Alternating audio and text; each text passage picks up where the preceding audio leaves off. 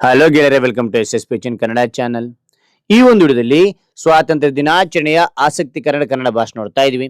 ಹರಿ ಒಂದು ಭಾಷಣ ಅಂತಕ್ಕಂಥ ಇಷ್ಟವಾಯ್ತಾ? ಇಷ್ಟವಾದ್ರೆ ಒಂದು ಲೈಕ್ ಅನೇಕ ವಿಡಿಯೋದಲ್ಲಿ ಪ್ರೋತ್ಸಾಹ ತುಂಬಾ ಸಿಗುತ್ತೆ. ಇನ್ನೊಬ್ರು ವಿಷಯ ಹಂಚಲು ಸಾಧ್ಯ. ಇಂಥ ಅನೇಕ ವಿಡಿಯೋ ಚಾನಲ್ ಸಬ್ಸ್ಕ್ರೈಬ್ ಆಗಿ. ಹಾಗೆ ನಿಮ್ಗೆ ಯಾವ ರೀತಿಯ ಭಾಷಣ, ಯಾವ ರೀತಿಯ ಪ್ರಬಂಧ ಬೇಕಂತೇಳಿ ಕಾಮೆಂಟ್ ಮಾಡಿ. ಆ ವಿಷಯಕ್ಕೆ ತಕ್ಕಂತೆ ನಾವು ವಿಡಿಯೋ ಮಾಡಲು ಪ್ರಯತ್ನ ಬರ್ತೇನೆ ಅಂತ ಹೇಳ್ತಾ ಹರಿ ಒಂದು ಭಾಷಣವನ್ನು ನೋಡ್ತಾ ಕಲಿತಾ ಹೋಗೋಣ ಬನ್ನಿ. ಸ್ವಾತಂತ್ರ್ಯವೆಂದರೆ ಕೇವಲ ಬಂಧನದಿಂದ ಬಿಡುಗಡೆಯಲ್ಲ, ಅದು ನಮ್ಮ ಪೂರ್ವಜರ ತ್ಯಾಗ, ಬಲಿದಾನ ಮತ್ತು ಕನಸುಗಳ ಪ್ರತಿಫಲ.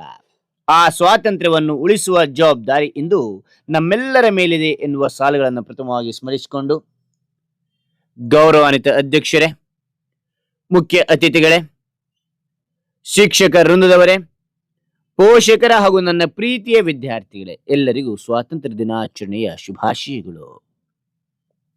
ನನಗೆ ನಿಮ್ಮ ರಕ್ತ ಕೊಡಿ, ನಾನು ನಿಮಗೆ ಸ್ವಾತಂತ್ರ್ಯ ಕೊಡುತ್ತೇನೆ ಎನ್ನುವ ನೇತಾಜಿ ಸುಭಾಷ್ ಚಂದ್ರ ಬೋಸ್ರ ಈ ಒಂದೇ ಒಂದು ಘೋಷಣೆ ಲಕ್ಷಾಂತರ ಭಾರತೀಯ ರಕ್ತವನ್ನು ಕುದಿಸುವಂತೆ ಮಾಡಿತು. ದೇಶಕ್ಕಾಗಿ ಬದುಕಬೇಕು, ಅಗತ್ಯವಿದ್ದರೆ ದೇಶಕ್ಕಾಗಿ ಸಾಯಬೇಕು ಎಂಬ ಸಂಕಲ್ಪವನ್ನು ಮೂಡಿಸಿತು. ಇಂದು ನಾವು 80ನೇ ಸ್ವಾತಂತ್ರ್ಯ ದಿನಾಚರಣೆಯನ್ನು ಆಚರಿಸುತ್ತಿದ್ದೇವೆ. ಈ ವೇದಿಕೆಯಲ್ಲಿ ನಿಂತು ಒಂದು ಪ್ರಶ್ನೆಯನ್ನು ಕೇಳಲು ಬಯಸುತ್ತೇನೆ.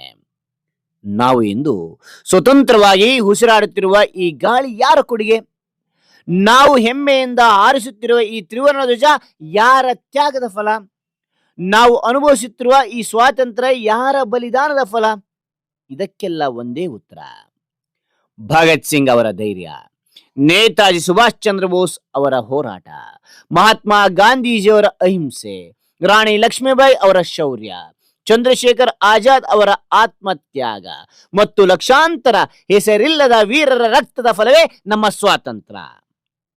ಸ್ನೇಹಿತರೆ, ಸ್ವಾತಂತ್ರ್ಯ ಎಂದರೆ ಕೇವಲ ಬ್ರಿಟಿಷರನ್ನು ಓಡಿಸಿದ್ದು ಮಾತ್ರವಲ್ಲ.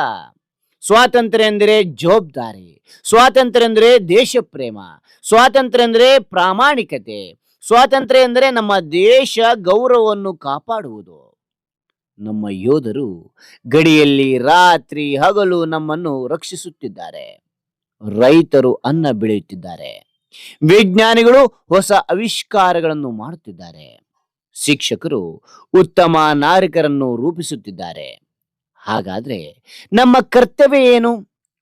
ಉತ್ತಮವಾಗಿ ಓದೋಣ, ಪ್ರಾಮಾಣಿಕವಾಗಿರೋಣ, ಸಂವಿಧಾನವನ್ನು ಗೌರವಿಸೋಣ, ಪರಿಸರವನ್ನು ಕಾಪಾಡೋಣ, ಭ್ರಷ್ಟಾಚಾರವನ್ನು ತಿರಸ್ಕರಿಸೋಣ, ಭಾರತವನ್ನು ವಿಶ್ವದ ಶ್ರೇಷ್ಠ ರಾಷ್ಟ್ರವನ್ನಾಗಿ ಮಾಡುವ ಸಂಕಲ್ಪ ಮಾಡೋಣ.